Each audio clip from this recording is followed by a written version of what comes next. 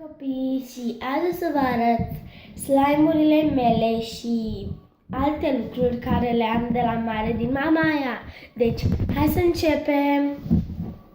Deci, primul lucru este acest slime care este un slime, dar nu este un slime tare și este slime moale. Dacă îl țin mult în mână, poate să lipească, deci eu o să-l țin în mână, dar nu o să-l țin așa mult. Și dacă îl țin prea mult, dar trebuie să așteptați. Deci, da, uitați, acest fel slime. Deci, e super, super tare. Deja mi s-a lipit de mâini și nici măcar nu m-am apucat să fac de 2 ori în mână, așa. Deci da. Acesta este primul slime care mi s-a lipit de mână.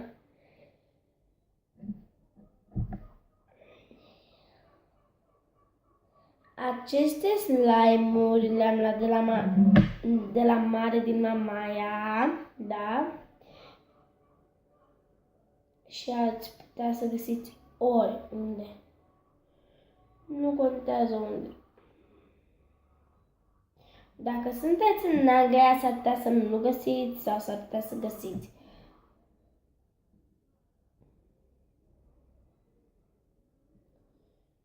Sunt foarte concentrată să nu... Știți ce? Mai bine pun un pic din slime la loc și după aia mă spăl pe mâini, decât să stau o săptămână întreagă să iau tări.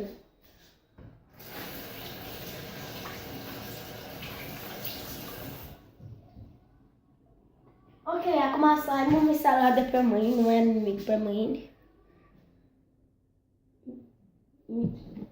Nici între degete.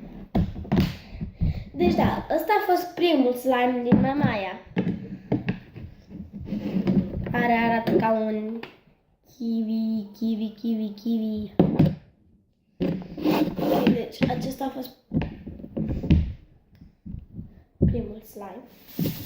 Ok, deci al doilea slime este acest slime cu panda care l-am luat tot din Mamaia.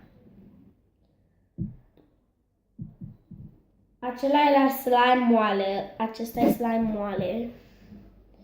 Numai că slime-ul ăsta o să fie tare. Nu o să fie slime moale.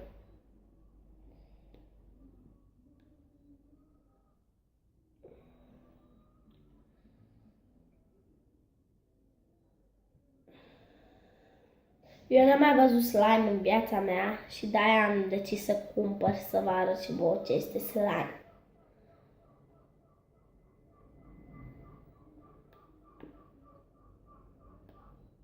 Ok, acum o să-mi iau foarte, foarte mult să le deschid. Normal. Am deschis slime-ul. În sfârșit. Am pus pauză, cred că a fost pauză. Nu știu. Fiindcă asta e al doilea videoclip care îl fac de pe YouTube. Deci uitați, ăsta puteți să-l țineți cât vreți în mână, nu contează. Da, acolo am un tatuaj pentru 2 săptămâni, nu de tot.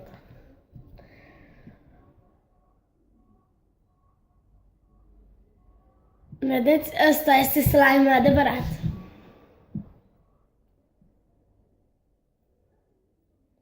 Care mă cam enervează, fiindcă eu cred că este cam prea tare pentru slime, ca să fie slime.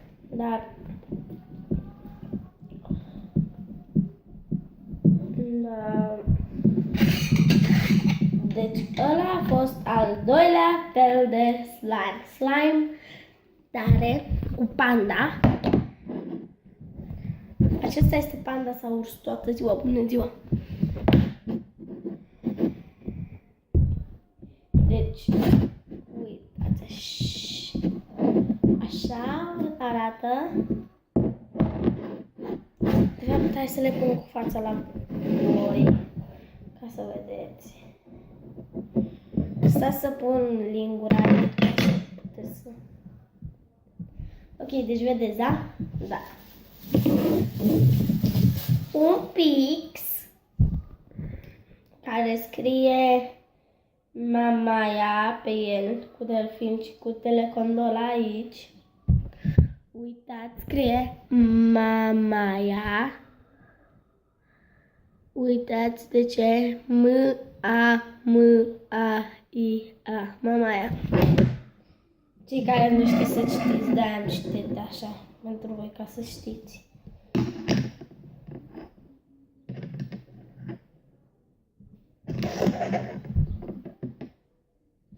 Ok. Fidget spinner care este fosforescent, adică vezi, noaptea îl vezi. Asta e, cred că al 10-lea fidget spinner care am și golden, dar numai că este în Anglia. Și acum am acest tub de slime. Ok, deci pe ăsta o să-l desfac cu voi. Aici.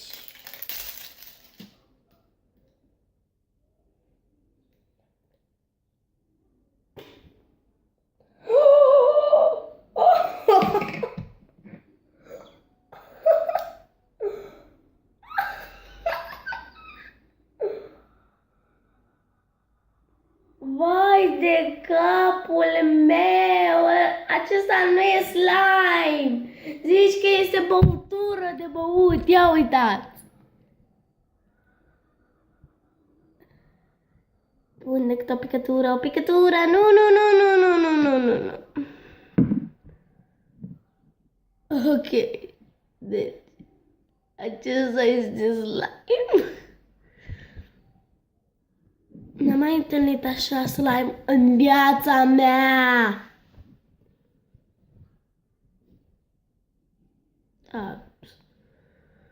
Nu mă mir. Uitați, copii, uitați.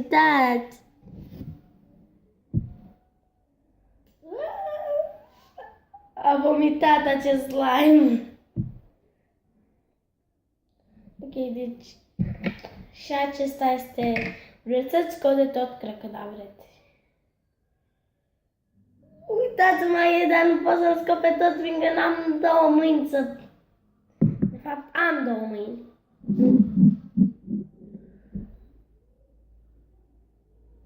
Te-am scos decât un pic, cred că va ajunge să vedeți jumate.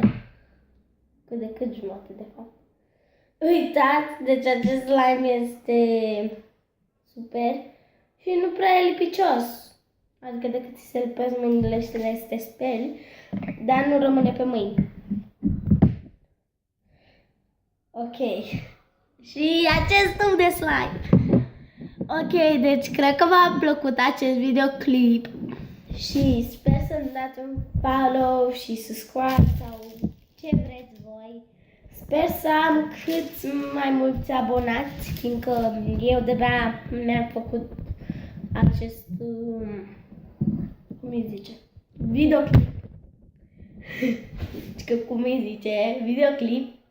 Și mai târziu s-ar putea să fac unul cu verișoara mea, Andreea, care cred că o știți, are și ea un canal de YouTube, dar nu mai știu cum o cheamă. O să fac alt videoclip mai târziu, dacă vine pe la mine. Noi stăm în aceeași curte. Și dacă vine mai târziu pe la mine, s-ar putea să vă arăt. Deci,